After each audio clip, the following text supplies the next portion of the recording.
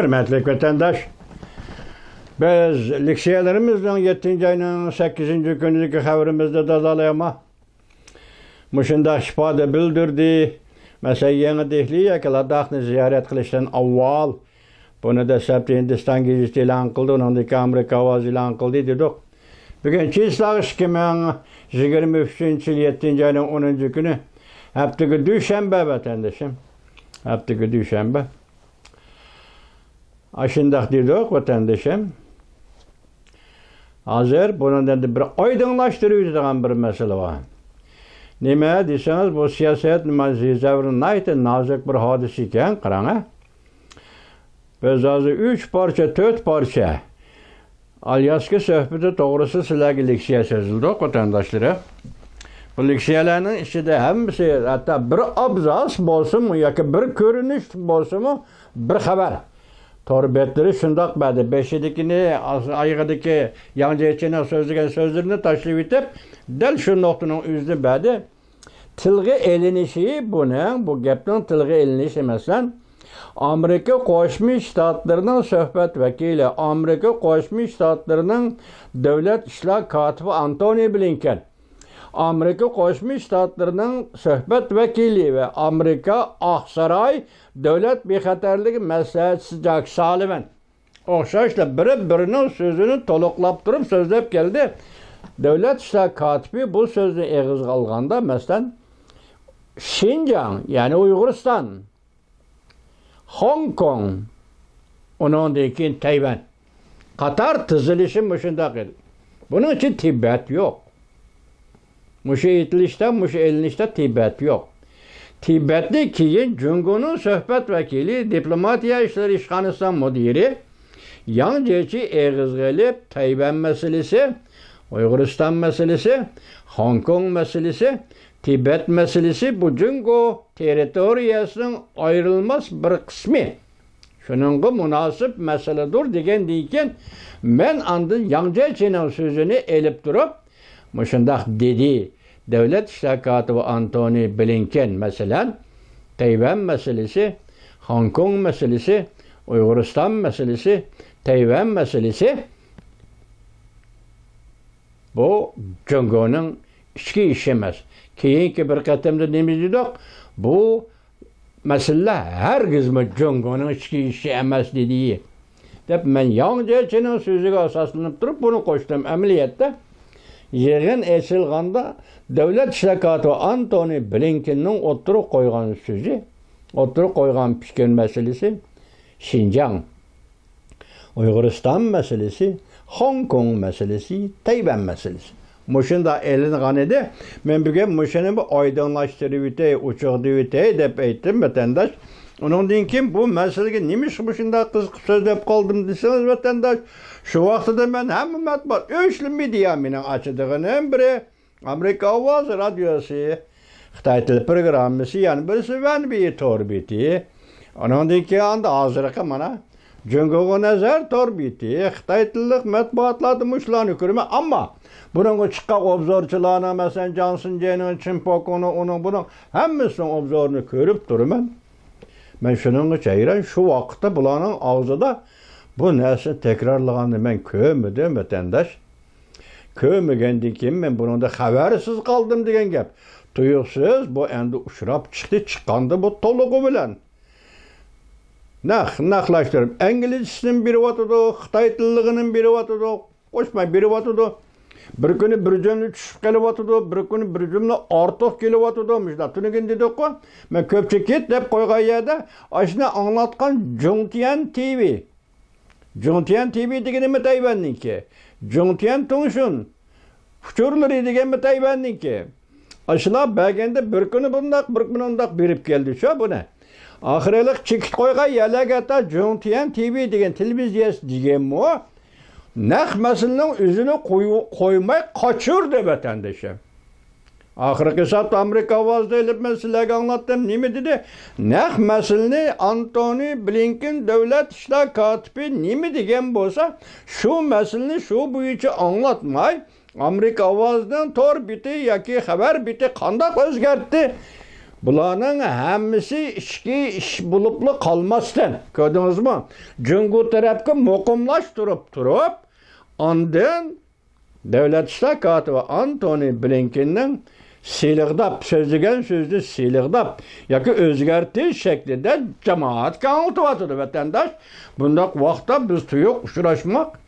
Yani bizden hozir til nuqtai nazarda qiyinchiligimiz borda, bevosita ingliz hamish uchrashib turolmaymiz. Xitoy tili orqali qilyapmiz buni. Aşında qo'yildi. Endi hozir bu xabarlarni men endi o ikkinchi gap qo'yib turaylik.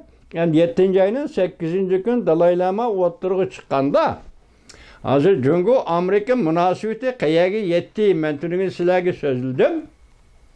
Demak bu munosabat oxiri nima? Alyaska söhbetiga munosabatlik bog'liq qoldi bugun. Dalai Lama'nın fikri ve yeki Tibet meselesi Dalai Lama'nın ağzı orqali o'tirg'i chiqdi dedi vatandaş. Shuningdek Uyg'uriston meselesi mi? Hozir qo'yilishi va keyingi taraqqiyoti mi?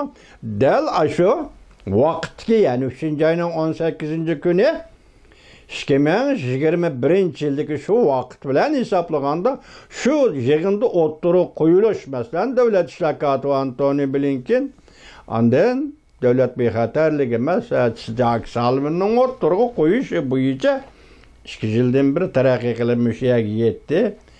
Oxirgi hisobda anda bu keldi, yetib keldi. Vaqt endi hal qilish davriga kirdimi? Tuniga hukm qilamizmi va yoki so'roq belgisi retorik so'roq belgisini qo'yamizmi deb so'zladim sizlarga vatandoshim. Bugun buni ochiq deb aytaylik. Mushuni ochiq deb aytaylik deb o'chirdim. Mana mening ko'ginim birinchi esingizda bo'lsin. Davlat ishlar kotibi Antony Blinken dediki, Xinjiang, Hong Kong, Tayvan. Mushunda qo'yildi masala. Yani şunu aydınlaştırıp öteyil dedik. Yani hazır ben başta ettim. Yelin Hanım'ın Jungo'ya berişi maksat yüzü dedi. Maksat iki devlet oturuşu ki muqimlik ne?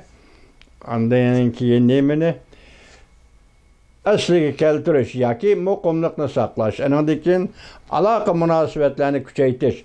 Mushu orliqda hozir ham Jungoning iqtisodiy shu darajaga tushganda Amerika yordam qilmay turib, Amerikadan bir eg'iz, ikki eg'iz gap chiqmay turib, G'arb dunyosining boshqa davlatlari harakatga kelinmaydi vatandosh.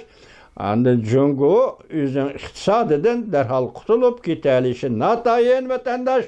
Medeniyet inqilobida eg'ir kunlarga qolgan hech qanday shartnoma kelishim imzolamay Amerikaning shirkatlari tijorat o'rniga kiriblar, zavod, fabriklarni quriblar, ta'minlash liniyasini chekiblar. Jungoning medeniyet inqilobida vayron bo'lgan iqtisodini saqlab qoldi vatandosh. Bugün yani şundak tanqidlab tur, Yelin Hanım'ni ba'zilar nim deb tursangiz, Jungodan iqtisodiy jihatdan ayrilib ketmaymiz. Amerikadan iqtisodiy jihatdan ayrilib ketmaymiz Jungo deganlik, yana Amerika Jungoga qon berdi. Yani Amerika Jungoga madad berdi iqtisodiy jihatdan deganlik. Deb shunday tushuntiribdi vatandosh. Lekin gap nimada desangiz, ikki davlat urushmasin. Xinjiang degan, Uyg'uriston degan mustamlikasi bor Xitoyning. Tibet degan mustamlikasi bor, yana boshqa joylar bor. Mayli Jungolik fuqarolar uchun, yana birisi uchun aytganda qat'iy nazar urush bo'lmasligi kerak vatandosh. O Hollywoodning kinosi emas, siz bilan biz ko'rib o'ltirdik, varaq turuq men boshda aytdik-ku. Bir yilga yetmagan vaqt, yetgan vaqt, bir yilda oshgan vaqt ichida Rossiyada urushga kirganlardan vafot bo'lganlar, urush maydonida o'lganlar 50 mingdan ortiq. Asan emas, hammasi yap-yash. Vallahi mayli Ukrainalar, mayli Rossiyaliklar kim bo'lishdan qat'iy nazar. Mana urush degan shunday narsa.